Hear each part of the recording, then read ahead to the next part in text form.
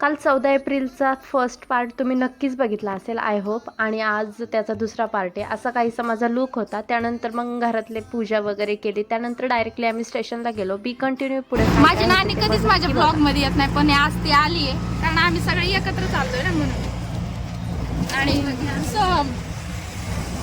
आणि पिट्टीचं काय दिसणार नाही, ती आपल्या घरी सारखी माहिती तुम्हाला. मल्हार तर नाहीच दिसत आहे, मम्मी तर काय दिसणारच नाही माझ्या मागं. दिसली. एका रिक्षात आम्ही 8 जण चाललोय. हाय. चलो आम्ही चाललोय आता. हे सगळे नाना पण आहेत. पण इकडे बघ. चला पटकन. एवढी गर्दी नाहीये, म्हणजे इथून तर नाहीये गर्दी, पुढं गर्दी असेल असं वाटतंय. कपकी एवढे उन्हात आम्ही आलोय. ए हाय कर ना.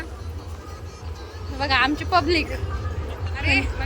भांडणं चाललेत कॅमेऱ्यामध्ये यायला. आपण सगळ्यांना घेणार आहे, धक्काबुक्की करू नका.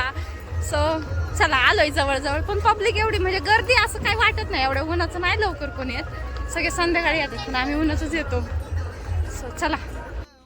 असो मस्तपैकी अशी चालतानाची व्हिडिओ वगैरे काढली आणि डायरेक्टली आम्ही पोहोचलो स्टेशनच्या तिथे. कारण की ना तिथं मला काय वाटलं होतं बाहेरून की गर्दी वगैरे काही नसेल, पण आतमध्ये आल्यावर गर्दी वाटत होती की आहे बाबा गर्दी, पण उन्हाची जास्त पब्लिक नव्हती. मस्तपैकी दर्शन वगैरे केलं आम्ही, फोटोज व्हिडिओ सगळ्या गोष्टी काढल्या.